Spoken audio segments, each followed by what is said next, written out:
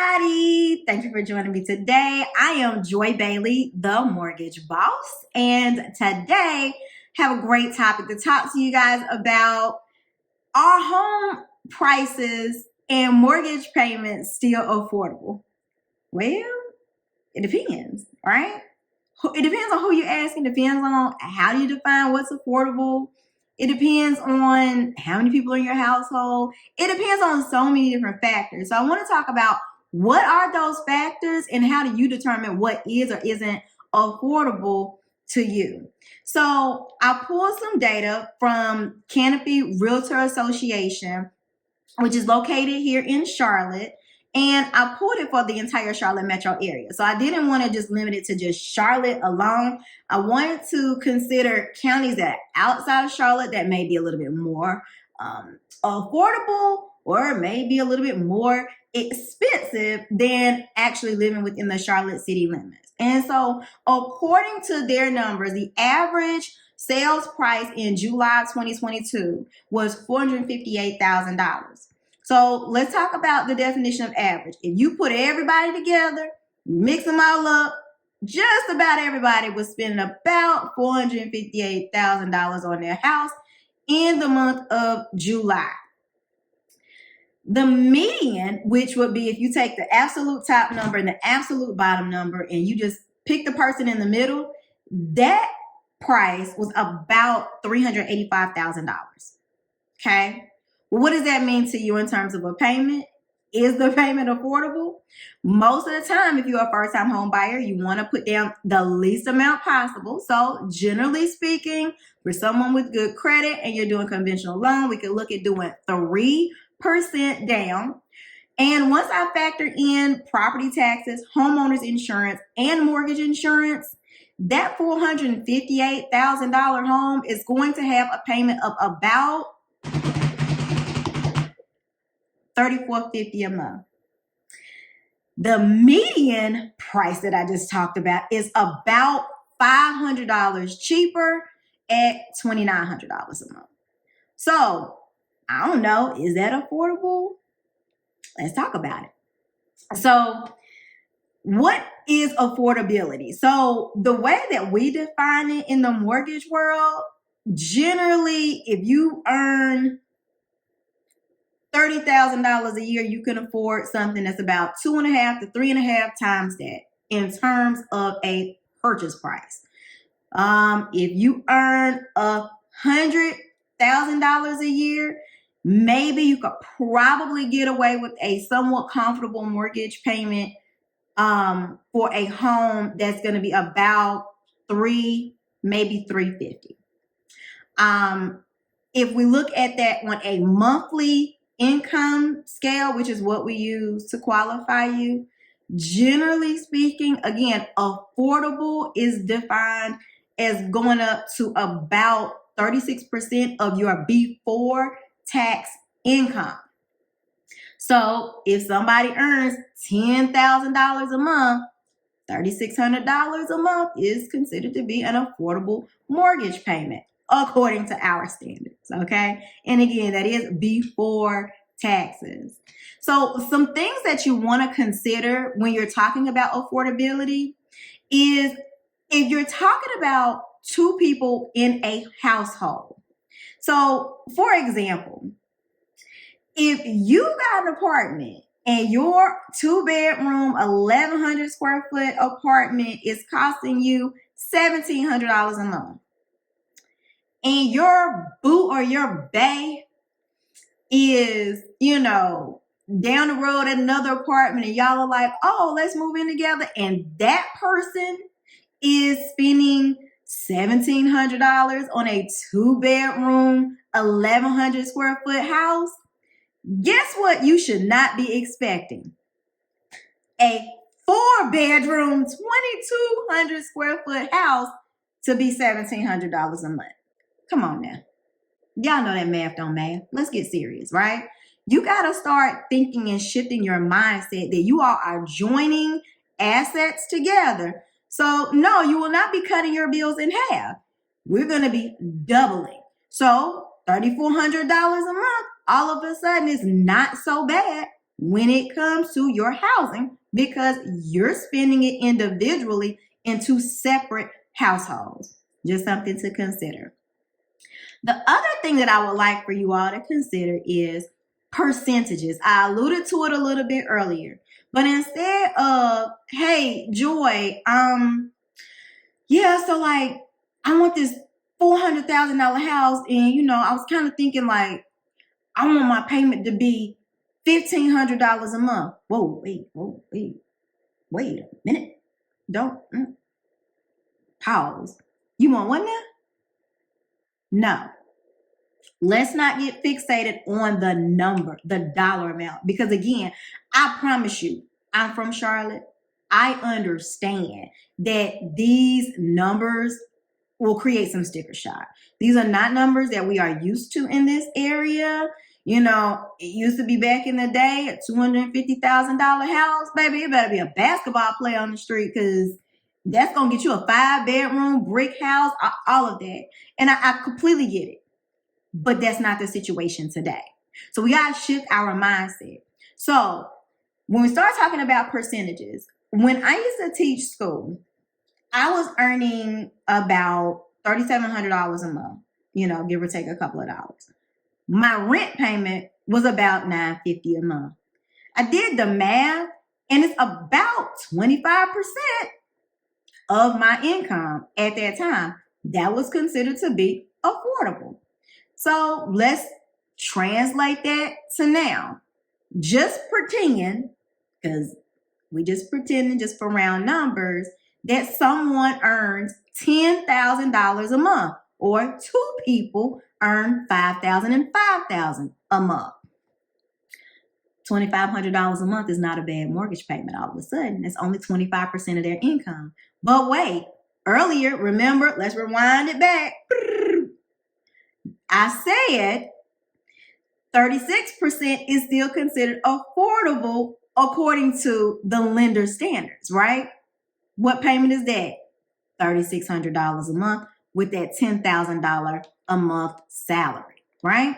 So again, we got to shift our mindset. Instead of being fixated on one number that's unlikely to happen if you are thinking about a home price that may be outside of the scope of that number, you gotta start thinking about percentages instead of fixed dollar amounts. Now, if you got your heart set on $2,000, then that's fine. But as we start talking about those percentages, remember that's going to start to decrease as you start adding a lot of debt. If you got a car payment that take up 20% of your monthly income, right? Things gonna change. So you got to consider that. So please, please, please think about numbers and percentages of your income rather than actual fixed numbers. If you want to be really, really, really conservative, Dave Ramsey, who I am not a fan of like that, like he a little bit too conservative for me. Dave Ramsey will say 25% of your after-tax income would be considered affordable. So you're going to have a little bit different definitions depending on who you're talking to. But again, generally speaking, between 25% and 36% for a monthly mortgage payment is considered to be affordable.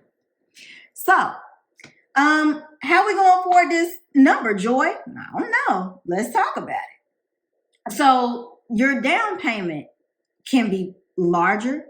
You could pull money from your 401k to help increase that down payment to lower your mortgage payment.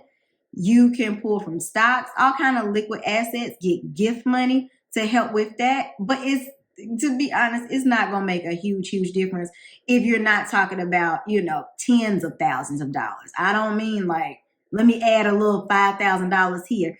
That's not going to take that $3,400 a month payment down to $2,000 a month. You're going to have a substantial down payment to drop it down that much. So that's something to think about. Guys, listen, the other thing that I noticed is that a lot of times people are asking about down payment assistance. Down payment assistance does not make a house more affordable. It only helps someone to get into the home that already costs whatever it is that it costs. So the down payment assistance is not going to bring your payment down, 30, 40, 50, 60% to the point where it's like, oh, okay, like I can get this $450,000 house and my payment's only going to be $1,500 a month. Like that's not going to happen. So let's remember that when we talk about down payment assistance, the purpose of it is literally only to give you your minimum amount. Usually the minimum amount could be a little bit more sometimes, but usually just a minimum amount to get you into the home. So don't expect a drastic decrease in your mortgage payment, making it drastically more affordable, because those things are not correlated at all. Okay. So another thing that I want you to consider, and this is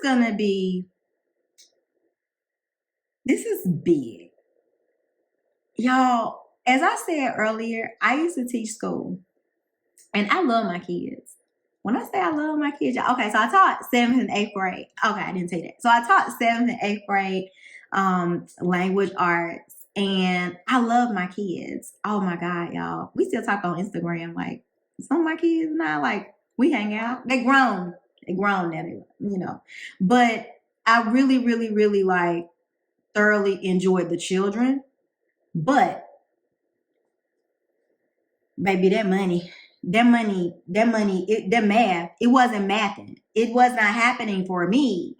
The things that I wanted out of life, what I wanted to live, the cars I wanted to drive, the vacations I wanted to take my son on,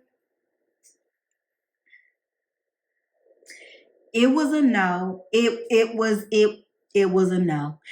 But I digress. So I had to make some changes.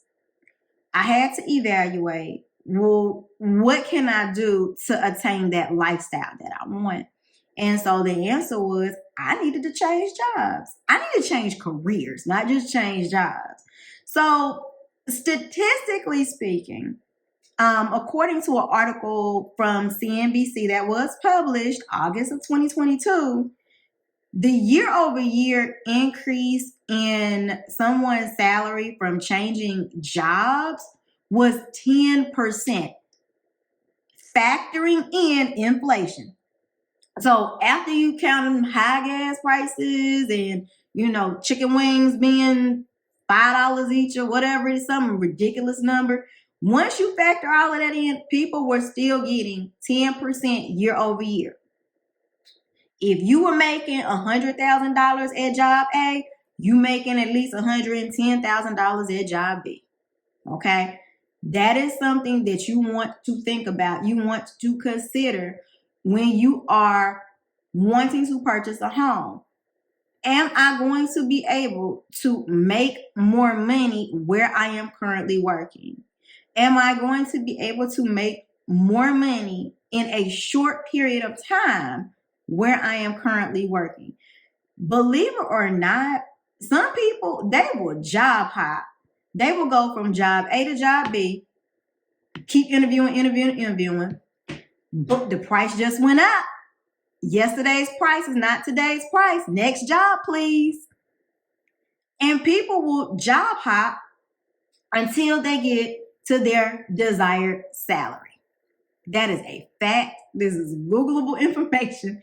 I have personally known people get $50,000 increases in their income from changing jobs 2 or 3 times.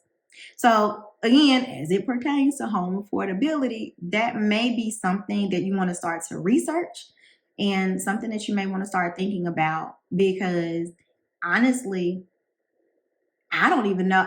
If I was still in the classroom, I don't know, I might be making maybe $4,700 a month now. And you can't buy no $458,000 house with $4,700 a month. The math doesn't work. $4,700 a month. Yeah, that ain't it. No, it wouldn't happen. So again, that was just my journey, something I had to consider, and I think it's something that you may want to consider as well. If you realize that right now where you are currently working is not going to allow you to live your best life that you do deserve, because you do deserve that house, sis. Okay? So the last point that I would like to make is we need to adjust our expectations. And what I mean by that is, again, going back to my number, in the Charlotte metro area, so that encompasses other counties, surrounding counties, like that could be a little bit higher in terms of like their median or average purchase price, or a little bit lower in terms of their median or average purchase price. Y'all, if your budget is only $200,000 a year, $200,000 for your purchase price, or if your affordability is only, in my example that I just used for my $4,700 income, if your mortgage payment that you can afford is only about $1,700 a month, you might not be getting a 5-bedroom brick house that was built last year.